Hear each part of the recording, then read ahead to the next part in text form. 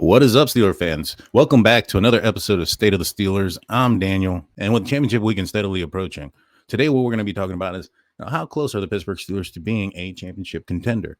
This past year they finished off 10-7, finishing their last three games with the emergence of Mason Rudolph at the helm. They ended up getting bounced out in the first round of the wild card playoffs against the Buffalo Bills, 31-17.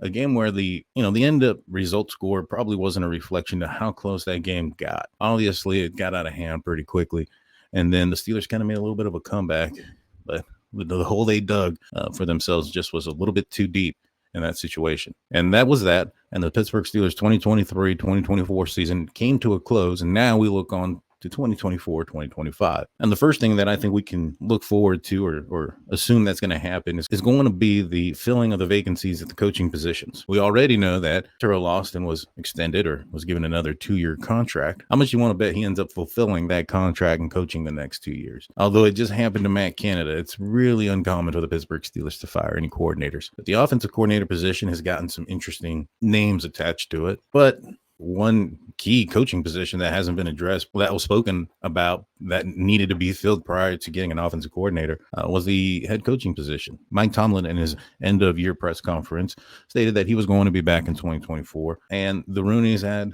confirmed that that was going to be the case and that they were going to be working on an extension for him.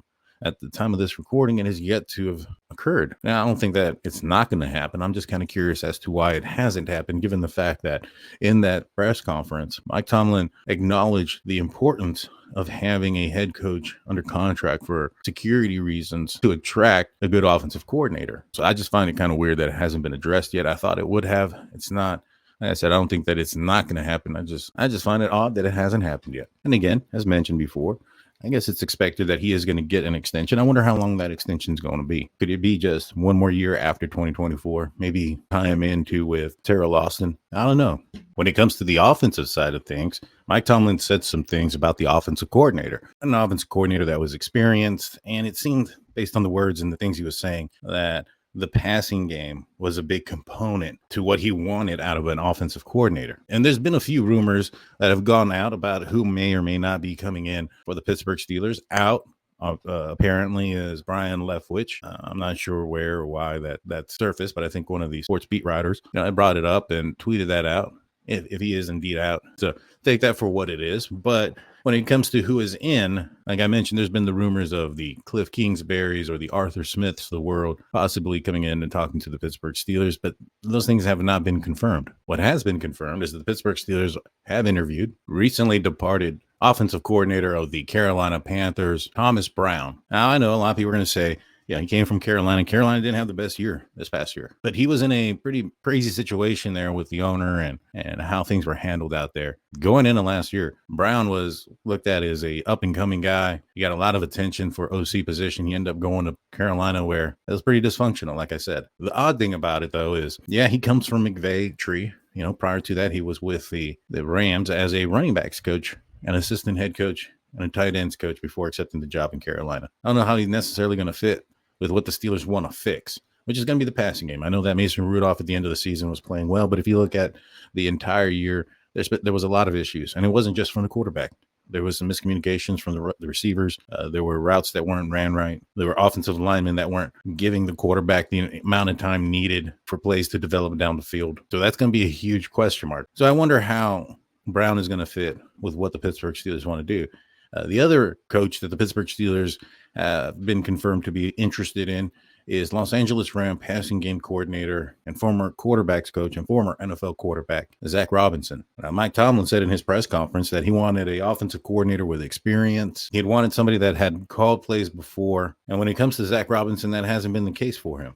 He's been getting a lot of attention thus far. He's also had requests from Las Vegas for their offensive coordinator vacancy. He recently spoke with the Chicago Bears. He's also supposed to speak with the New England Patriots. And last rumor was that the Atlanta Falcons might be eyeing in on him. The Pittsburgh Steelers want to make a move on an offensive coordinator. They're probably going to want to make a move as soon as possible, which is why I'm kind of questioning the whole Mike Tomlin not being extended yet, unless maybe perhaps the coach that they're wanting as the offensive coordinator is still Coach L right now. The biggest name amongst the possible offensive coordinators that are out there is Clint Kubiak. He's the current passing game coordinator for the San Francisco 49ers and the assistant quarterback coach. Now, he comes with a little bit of pedigree, so to speak. The Pittsburgh Steelers like to get, family members. And, well, Clint's father, it was Gary Kubiak, the former head coach of the Denver Broncos, who led the team to victory in Super Bowl 50. He's not really had the offensive coordinator experience, but he's been in that position as the intern at Minnesota. So he's done the position, so he kind of fits that mold. He might be a guy, and that might be a reason why the Pittsburgh Steelers aren't so in such urgency to go and get a guy. A guy like him is going to attract a lot of teams. And I don't know if, he's going to want to come to the Pittsburgh Steelers given their offensive issues that they've had, this past season. One being a big question mark, the quarterback position. Right now, the Pittsburgh Steelers have on the books Kenny Pickett and Mitch Trubisky, and all expectations are that Mitch Trubisky's probably not going to be on the team this upcoming year. Is Kubiak going to want to work with the Kenny or even maybe perhaps, if the Steelers decide to bring Mason Rudolph, or do you think that maybe perhaps he's going to want to go to a situation where they're going to allow him to maybe pick his own quarterback, whether it be in draft or free agency? Those are things that are going to have to be, presented to the offensive coordinator that the Pittsburgh Steelers choose to hire to fill in this position. In most cases, an assistant coach being offered an offensive coordinator position, if there's no other options, I'm sure they're going to accept it no matter what. But if you have opportunity and options elsewhere, I think you're going to weigh out what those opportunities and options are and make the best decision for yourself. And with Mike Tomlin, he kind of controls everything, gets a lot of yes men. Is that attractive to an offensive coordinator? There was a lot of talk about how Mike Tomlin may have handcuffed this team throughout this season or in seasons past, not allowing this team to go down the field vertically and play conservatively. If an offensive coordinator has the option to go somewhere where their creativity can be on display versus somewhere where he may not have that opportunity, I don't know, maybe those other options outweigh that. But then again, the Pittsburgh Steelers could fork up a lot of money. That's always a big convincing, aspect of a contract, right? The opportunity, the team, and the financials. The Steelers could fork up a lot of money to get the guy that they want. Although that's kind of out of their characteristic and not something that I would expect them to really do, which is another reason why, finding a good offensive coordinator might be an issue for the Pittsburgh Steelers. I'm a little bit concerned with how they're going to address this position. Then again, a potential offensive coordinator could see the Pittsburgh Steelers offense for what it's been and think that I can turn that around. A team that was very poor offensively, especially through the passing game. Kenny Pickett statistically was one of the worst quarterbacks in NFL history. If an offensive coordinator can turn that ship around, what do you think the possibility is of that offensive coordinator being offered a head coaching job much sooner than later? So there is that also advantage for an offensive coordinator going into a place where there's so many question marks and where the offense hasn't performed well recently. Hey, real quick, before we get into the talk about the quarterbacks, please hit that like and subscribe button and ring that notification bell. I appreciate that. Thank you. But in the end, it all kind of boils down to the quarterbacks, don't it? And right now, the Pittsburgh Steelers have Kenny Pickett and Mitch Trubisky, as I mentioned earlier. There's been a lot of talk about maybe perhaps the Steelers are bringing back Mason Rudolph. I think that there's a much higher likelihood of that happening versus it not happening, in my opinion. Well, let's talk about what we know, right? We know that some of the players have spoken out and said that they have interest in having him back. I believe it was Jalen Warren who expects him to be back next season, and Deontay Johnson, who wants him to basically be the starter. What Mason did in that last 4 games of the season, I think really showed something for the Pittsburgh Steelers. And in Mike Tomlin's press conference, like I mentioned last week, when he brought up Mason Rudolph, he spoke very well about him, but he also brought him up several times as a person that they want to do business with. And so that I kind of took that as the Pittsburgh Steelers are very interested in him. And then here recently, if you go to the Steelers YouTube page or their website, and their newest episode of The Standard basically displays Mason Rudolph, kind of hypes up Mason Rudolph. They talk well about him. He's talking there. They talk about his ability towards the end of the year and his passing plays that he had. And they're talking good about the kid. Then he also comes out on another podcast earlier in the day. I believe it's called the Ramon Foster Show. And on Ramon's show, he talks about, his exit meeting with the Pittsburgh Steelers. And he talks about how Omar Khan was there. He talks about how Mike Tomlin was there. First and foremost, I don't know personally. I don't know if that's usually the case. Maybe that's the case with all free agents, that Omar Khan and Mike Tomlin are in there. I don't know. But if it's not the case, I think it's kind of, telling that the general manager and the head coach were there for that exit meeting. And what Mason Rudolph told everybody in that show was that during the exit meeting, that Tomlin and Omar Khan told him that they want to continue doing business with him. This is a business, right? And they use the word business. And when it comes to these exit meetings and when it comes to the financials and the contracts of the NFL, it is very much a business. And one of the things that I hear a lot about Tomlin from players is that he's a no nonsense, no BS kind of guy. He'll give it to you straight. He's not going to play any games or sugarcoat things. The Steelers run it as a business, as they should. And so when they tell this guy in the exit meeting that it's private, nobody else can hear it. And I understand, maybe perhaps, saying something differently in public. You don't want to bash somebody, obviously. But in private, in his exit meeting, tell this person that they want to do business with him. Yeah, the Steelers website hyping him up. Yeah, the players talking about wanting him back. Yeah, the coach talking about wanting him back. I just think that there's more of a possibility that that's going to happen. Not to mention that when I listen to other Steelers podcasts about the position and about the situation, I hear a lot that the Pittsburgh Steelers want, Kenny Pickett.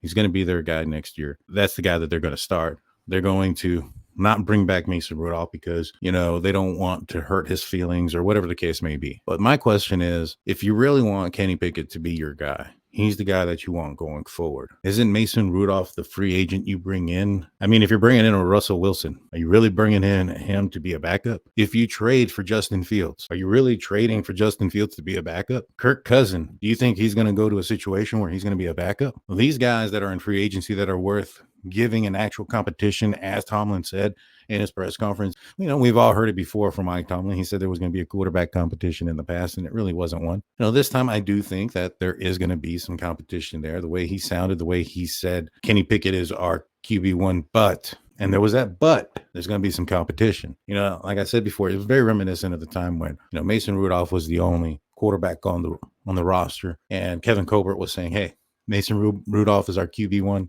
If we had to go into a game today, he'd be QB1. We'd be very comfortable with him, yada, yada, yada. At the end of the day, he ended up being the third string quarterback, which kind of tells some people that, hey, Mason doesn't want to be here the way he was treated.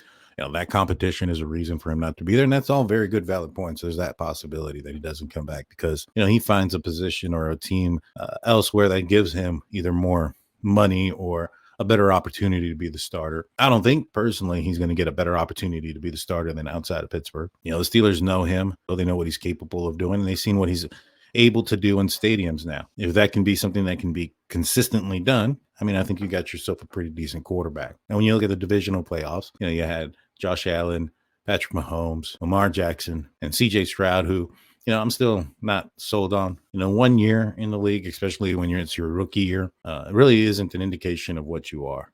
After that season, once, NFL defenses have film on you and know what your weaknesses and your strengths are, know what you do in certain formations. And at that point, it's what I call beating the film. If you're able to do that, still be successful, then you're fairly decent, fairly good quarterback. Think of your RG3s. Now, I know he had like an injury that kind of derailed his season, but there's been countless others 1 year wonders. And that doesn't mean that Mason Rudolph may not be one of those 1 year wonders either. So with both of those quarterbacks, whether it is Stroud and or Mason, those are guys you kind of want to see more out of. But outside of him, Lamar Jackson, Josh Allen, Patrick Mahomes, you'd be lying to yourself if you told yourself you'd take Mason Rudolph over those three quarterbacks. Maybe even add CJ Stroud to that list. You'd probably be lying to yourself if you went into 2024. If you had your choice of any of those four quarterbacks, which one you would choose, I guarantee you, maybe 99.9% of y'all probably select the other quarterbacks. But that doesn't mean that he isn't surrounded by good quality players that could elevate his game and maybe even be that bridge gap guy that the Pittsburgh Steelers were hoping that Mr. Trubisky could be for Kenny Pickett. I do think there's going to be more of a fair competition if Mason Rudolph returns. And if Kenny Pickett, improves over the offseason and beats him out, that's better for the Pittsburgh Steelers. And if Mason goes in there and still shows that he is what he's been showing for the last few games, that's better for the Pittsburgh Steelers as well. So it's a win-win situation. Now, what you can do by acquiring Mason Rudolph back into free agencies, you probably give him a 1 or 2 year prove-it deal. 4-game sample size isn't a lot. But what it does allow you to do is potentially get a guy in the draft. Maybe not have to sell the farm, so to speak, to not have to move up into the top 10 of the draft. To get yourself a quarterback, you can get somebody that can learn, can sit back, has those intangibles. Because at the end of the day, like I mentioned last week, the stadiums that the Pittsburgh Steelers are going to be playing in, if they intend to go where they want to go, which is a Super Bowl late in the season, are going to be stadiums that require quarterbacks that can chuck it through the wind, put it up in the air, and allow these superstars that they have around them to do what they do best. I think George Pickens is going to be a superstar in this league. I know he has a little bit of an attitude problem that, in my opinion, won't be a problem if the Pittsburgh Steelers or put their best foot forward to win. When the Steelers aren't winning and he's not getting any targets, that's an issue. He had a game where the Steelers won and he didn't get any targets. It wasn't an issue. But Deontay Johnson, I think he's going to end up being back next year. I wouldn't be surprised if they get him some sort of a little extension again to kind of alleviate his cap hit. Pat Freiermuth, obviously he's coming back next season. I think he did a lot better towards the end of the year. He ended up getting hit very early in last season against the 49ers, I believe. I think he ended up hurting his ribs. Then he ended up going down with like a hamstring, gets put on IR and has some extended period time to rehab. And I think that rib injury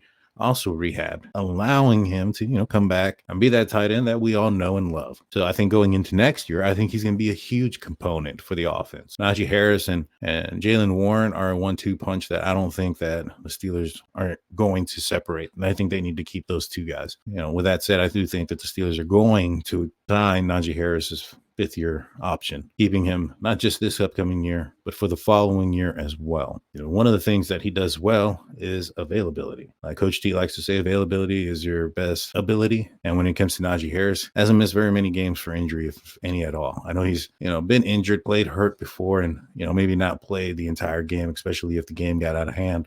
But he's been healthy relatively the entire time he's been a Pittsburgh Steeler. And I think he just kind of got his groove in, at the end of the season there. I'm excited to see what those two guys are going to be able to do this offseason. There's a big question mark in the offensive line, though.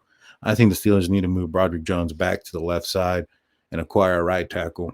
Now, you can probably get one of those right tackles in the free agency. I'm not sure who's out there, but right tackle is not as expensive as left tackle. You could probably acquire a good right tackle also in the draft. Again, you don't have to go up high in the first couple of rounds to get a good right tackle. You probably get one maybe third, fourth round. But I'd like to see Broderick Jones back on the left side. That's his natural position. That's where he played mostly in Georgia. I know he had practices where he practiced on the right side, but that's different.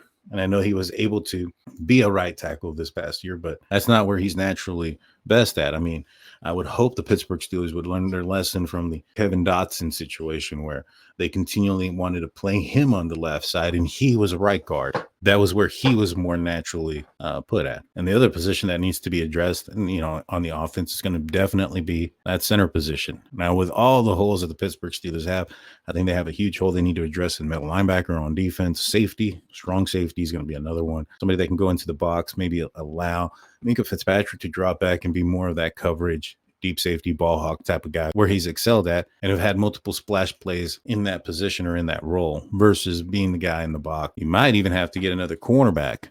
Now, the reason why you might have to do that in the draft is I think you need someone with speed. Getting a cornerback on their second contract, those players are a little bit older. Obviously, they've gone through a whole rookie contract and, maybe speed isn't what it was. And when you look at the Steelers secondary, that's been what's really been lacking in the secondary. So you do have a hole at the cornerback position. And I think you have a hole up front.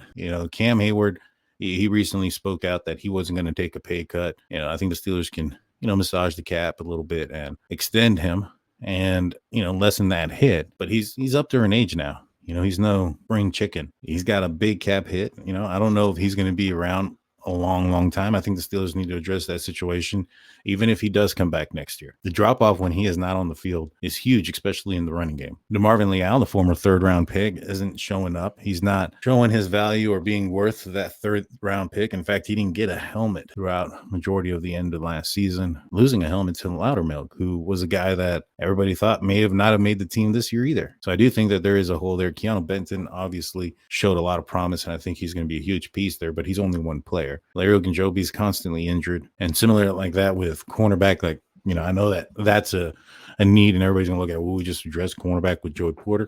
He's a different type of corner. I like what he does, but he needs somebody on the other side. He can't be on both sides. Even though he may not be the fastest guy in the world, if there was two Joey Porters on the team, I think the Steelers would be all right. They wouldn't need the speed because he has the length and long arms that can make up for that speed deficiency if he has one. I think maybe perhaps that 40 time he ran at the combine wasn't reflective to how he actually runs or his speed on the field. Just my personal opinion. So all in all, there's a lot of places or positions and coaches that need to be filled. 2024 is going to be a huge mystery. Are they close to being a contender? I think they need to get that offensive coordinator situation figured out. They got to get the quarterback situation figured out. And you look at the teams that have made it to the divisional round. They got some quarterbacks. The teams around those quarterbacks all have injuries. If you look at Lamar Jackson and the Baltimore Ravens, their entire running back crew, I think, got hurt again. They haven't lost a beat. Keep moving forward with another running back and another running back. I know a lot of their running game is Lamar Jackson. These teams have players that aren't around them, and they're able to excel and move forward. I mean, Patrick Mahomes doesn't really have a receiver on his team right now. He's got some good running backs and a tight end. The wide receivers have kind of let him down this season, and yet he's been able to get his team to go to another AFC championship. So I do think that, with that being said, the quarterback position is going to be the biggest question mark. I look forward to seeing how the Pittsburgh Steelers end up addressing that position. Who will become competition for Kenny Pickett? Because I don't really think that Mitch Trubisky is going to be on the team next season. I feel like the Steelers are probably going to draft a guy. They're going to have to, more than likely, even if it's a 6th or 7th round guy, bring somebody in for rookie camp. But I think if the Pittsburgh Steelers have another draft in the manner that they had last season and are aggressive again in free agency in the same fashion that they were last season, I think they could be pretty close. Only time will tell, but that's all I got for you guys today. Again, please hit that like and subscribe button. I appreciate everybody that is out there. Until next time, peace.